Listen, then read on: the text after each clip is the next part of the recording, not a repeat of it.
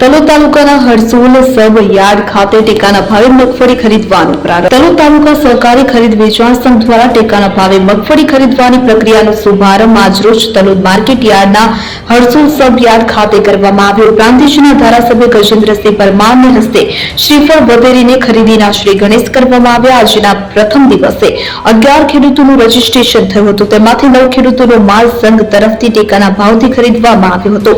તાલુકાના સંઘના મેનેજર જયવર્ધન પટેલે જણાવ્યું હતું કે અમારી સંસ્થા દ્વારા સરકારના ટેકાના ભાવે મગફળીની ખરીદી શરૂ કરવામાં આવી છે. સાથે જ આ હરસોલ યાર્ડ ખાતે તલોદ એપીએમસી દ્વારા પણ મગફળીની ખરીદી શરૂ થતા તાલુકાના ખેડૂતોને મોટી રાહત મળશે. આ પ્રસંગે તાલુકા સંઘ પ્રમુખ રાકેશભાઈ પટેલ, વાઇસ ચેરમેન નટુભાઈ પટેલ, અતુલભાઈ પટેલ, એપીએમસી ચેરમેન સંજય પટેલ, કલ્પેશભાઈ પટેલ, નરેન્દ્રભાઈ પટેલ, પૂર્વ સંઘ ચેરમેન મહેશભાઈ પંડ્યા, વિનુભાઈ સિંહ પટેલ, અંબાલાલ પટેલ, રણછોડભાઈ પટેલ, જીતેન્દ્રસિંહ ઝાલા, રઘુસિંહ ઝાલા, ભારતીય કિસાન સંઘના હોદ્દેદારો, સંઘના કારોબારી સભ્યો તથા મોટી સંખ્યામાં ખેડૂતો ઉપસ્થિત રહ્યા હતા.